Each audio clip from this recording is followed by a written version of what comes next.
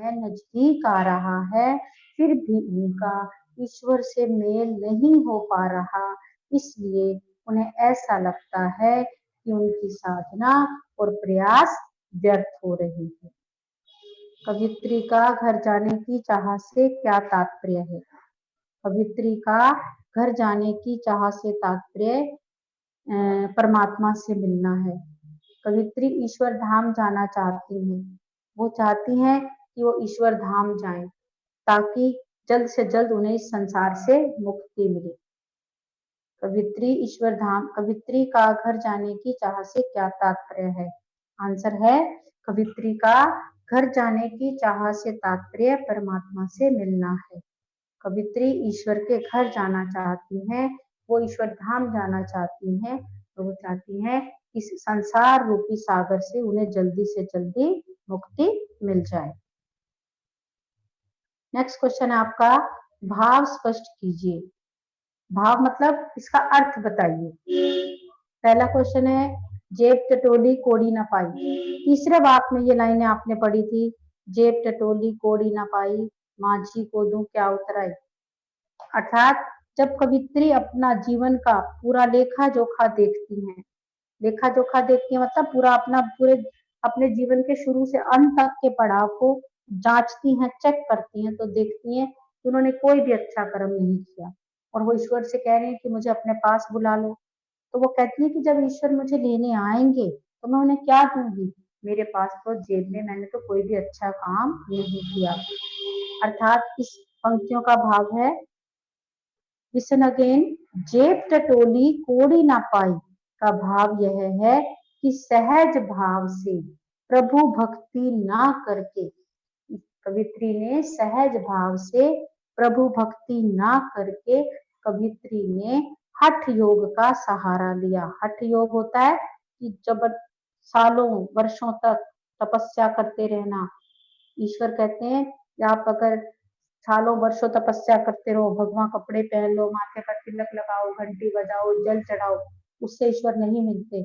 ईश्वर तब मिलते हैं जब हमारा मन साफ हो, हमने कोई अच्छा काम किया हो, हमने किसी की मदद की हो। तो यहाँ पर कवियत्री कहती हैं, जेब टटोली, I am repeating the answer again, जेब टटोली कोड़ी ना पाई का भाव यह है कि सहज भाव से प्रभु भक्ति ना करके कवियत्री ने हठ योग का सहारा लिया, इस कारण जीवन में उन्हें कुछ भी प्राप्त नहीं हो सका। नेक्स्ट देखो, खा खाकर कुछ पाएगा नहीं, ना खाकर बनेगा अहंकारी। कवियत्री कहती हैं कि मनुष्य को, आपने सेकंड वाक्य में पढ़ा था कि वो कहते हैं कि ज्यादा हमें सुख सुविधाओं में भी लिप्त नहीं रहना चाहिए और हमें त्यागी भी नहीं बनना है। ऐसा नहीं कि हम सारा दिन अपने बारे में सोचते हैं क्या खाना है, क्या पहनना है, कहाँ जाना है, कौन कब पार्टी करनी है, कब ये करना है। इसका मतलब सिर्फ हम अपने आप को ही देखते हैं, क्या हम इस दुनिया में खाने के लिए नहीं आए हैं। और फिर वो कहते हैं कि दूसरी तरफ अगर हम त्याग कर देते हैं, सारी चीजें छोड़ देते हैं, तो हमें इतना भी त्यागी नहीं बनना कि हमारे अंदर अहंकार आ जाए, हमें ये लगे कि हमारे जैसा दूसरा कोई नहीं है। तो हमें अपने जीवन में बैलेंस बनाकर रखना है, जीवन की जिम्मेवारियों को भी निभाना है और अपने सुख सुविधाओं को भी हद से ज्यादा उसमें लिप्त नहीं रहना। यहाँ पर कवियत्री कहती हैं कि जेब टटोली कोड़ी ना पाई, सॉरी, खा खा कर कुछ पाएगा नहीं, ना खाकर बनेगा अहंकारी। भाव यह है कि मनुष्य को धैर्य बरतते हुए, मनुष्य को धैर्य रखते हुए सदैव मध्यम मार्ग अपनाना चाहिए, बीच का मार्ग अपनाना चाहिए। अधिक भोग विलास और सुख सुविधाओं में डूबे रहने से मनुष्य को कुछ नहीं मिलता है और त्याग से परिपूर्ण हो जाने पर, परिपूर्ण मतलब पूरा, पूरी तरह त्याग करने पर, त्याग से परिपूर्ण, त्याग से परिपूर्ण हो जाने पर मनुष्य के मन में अहंकार आ जाता है। अर्थात कहने का मतलब ये है कि ना खाकर, भाव यह है कि मनुष्य को धैर्य रखते हुए सदा बीच का रास्ता अपनाना चाहिए। अधिक भोग विलास और सुख सुविधाओं में डूबे रहने से मनुष्य को कुछ नहीं मिलता और त्याग से परिपूर्ण हो जाने से उसके मन में अहंकार आ जाता है। Again I am repeating the answer. भाव यह है कि मनुष्य को धैर्य बरतते हुए सदैव मध्यम मार्ग अपनाना चाहिए। अधिक भोग विलास और सुख सुविधाओं में डूबे रहने से मनुष्य को कुछ नहीं मिलेगा और त्याग से परिपूर्ण हो जाने से उसके मन में अहंकार जाग उठता है। नेक्स्ट क्वेश्चन देखो, बंद द्वार की सांकल खोलने के लिए ललित ने क्या उपाय सुझाया है? कवित्री के अनुसार ईश्वर को अपने अंतःकरण में खोजना चाहिए। अंतःकरण मतलब अपने मन में। ईश्वर को अपने अंतःकरण में खोजना चाहिए। जिस दिन मनुष्य के हृदय में ईश्वर की भक्ति जाग गई, उसी दिन अज्ञानता मतलब मूर्खता के सारे अंधेरे अपने आप ही समाप्त हो जाएंगे। जो दिमाग इन सांसारिक सुखों को भोगने का आदि है, आदि मतलब अभ्यस्त, हैबिचुअल, जो लोग संसारिक सुखों को भोगने के हैबिचुअल हैं, जिन्हें भगवान से कुछ लेना देना नहीं है, उन्होंने अपने आप को ईश्वर से दूर कर लिया है। कवित्री का कहना है कि जिस दिन हम सबको समान मानकर, जिस दिन हम सबको समान मानकर सबके लिए अपने हृदय के द्वार खोल देंगे, तो प्रभु मिलन के सभी द्वार अपने आप खुल जाएंगे। तो प्रभु मिलन के सभी द्वार अपने आप खुल जाएंगे। इसलिए वो कहती हैं, अपने मन में झांको, बाहरी इंद्रियों पर विजय प्राप्त करो, प्रभु को याद करो, और यही उपाय कवित्री ने सुझाया है। Again I am repeating the answer. कवित्री के अनुसार ईश्वर को अपने अंतःकरण, अंतःकरण मतलब अंदर, मन के अंदर, अंतःकरण, ईश्वर को अपने अंतःकरण में खोजना चाहिए। जिस दिन मनुष्य के हृदय में ईश्वर भक्ति जागृत हो गई, उसी दिन अज्ञानता के सारे अंधकार अपने आप समाप्त हो जाएंगे। जो दिमाग इन सांसारिक भोगों को भोगने का आदी हो गया है, कि जो दिमाग इन सांसारिक भोगों को भोगने का आदी हो गया है और इस कारण अपने आप को उसने ईश्वर से दूर कर लिया है। कवित्री का कहना है कि जिस दिन हम सबको समान मानकर, एक समान जानकर सबके लिए अपने हृदय के द्वार खोल देंगे, तो प्रभु मिलन के सभी द्वार अपने आप खुल जाएंगे।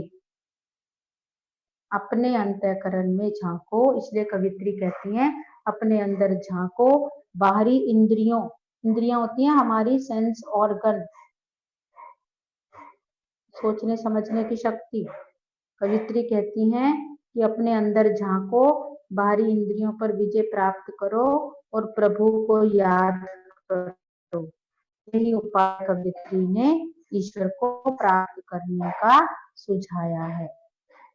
नेक्स्ट क्वेश्चन, ईश्वर भक्ति के लिए बहुत से साधक हठ योग की साधना भी करते हैं, लेकिन उससे भी लक्ष्य प्राप्ति नहीं होती। यह भाव किन पंक्तियों में हुआ है? आपने देखा है हठ योग, पहले तो आपको पता होना चाहिए हठ योग का मतलब क्या होता है। हठ योग का मतलब होता है ऐसा योग करना, करोड़ों वर्ष, कई वर्ष तक अपने आप शरीर को कष्ट देकर तपस्या करना, प्रभु की भक्ति करना। और साधक होता है साधु। ईश्वर की प्राप्ति के लिए हमने कई कहानियां सुनी हुई है कि बहुत से साधु लोग, बहुत से लोग क्या करते हैं, हठ योग करते हैं, सालों करोड़ों तक ईश्वर की भक्ति में बैठे रहते हैं, चाहे आंधी आए तूफान आए, प्रार्थना करते रहते हैं, लेकिन लक्ष्य की प्राप्ति नहीं होती। क्या वो हठ योग किसके लिए कर रहे हैं? कपड़े और भोजन पाने के लिए नहीं, ईश्वर को पाने के लिए, जैसा कि इस कविता में बताया गया। तो कवि कहते हैं कि ईश्वर प्राप्ति के लिए बहुत सारे लोग हठ योग करते हैं, लेकिन फिर भी उन्हें भगवान प्राप्त नहीं होते। तो ये बातें किस लाइनों में कही गई है, किस पंक्तियों में कही गई है? अब आप देखो ये बातें इसमें कही गई है। आई सीधी राह से गई न सीधी राह, सुषम सेतु पर खड़ी थी, बीत गया दिन आहा, जेब टटोली कोड़ी न पाई, माझी को दूं क्या उतराई। ठीक है, कवित्री कहती हैं, अब आपने लिखना आंसर, यह भाव निम्नलिखित पंक्तियों में व्यक्त हुआ है, और उसके बाद ये चारों पंक्तियां लिख देनी है। आई सीधी राह से गई न सीधी राह, सुषम सेतु पर खड़ी थी, बीत गया दिन आहा, जेब टटोली कोड़ी न पाई, माझी को दूं क्या उतराई। क्लियर।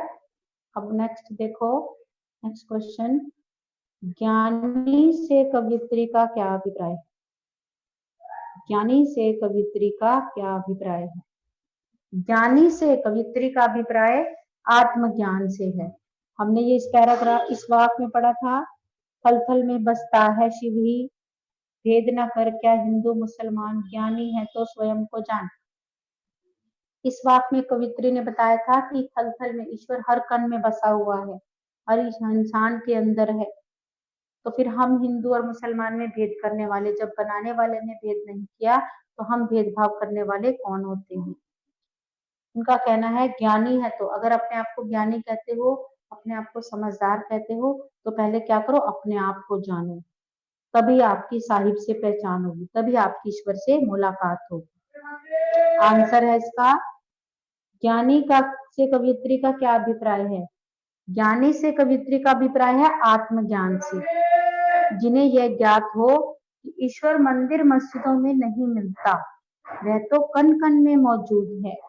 आत्मा, जो हर मनुष्य के अंदर आत्मा है, वो ईश्वर का ही अंश है, जो हर व्यक्ति में पाई जाती है।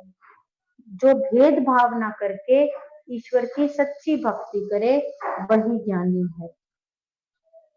अगेन आई एम रिपीटिंग, ज्ञानी से कवियत्री का अभिप्राय आत्मज्ञान से है, जिन्हें यह ज्ञात हो कि ईश्वर मंदिरों व मस्जिदों में नहीं मिलता, वह तो कण कण में है।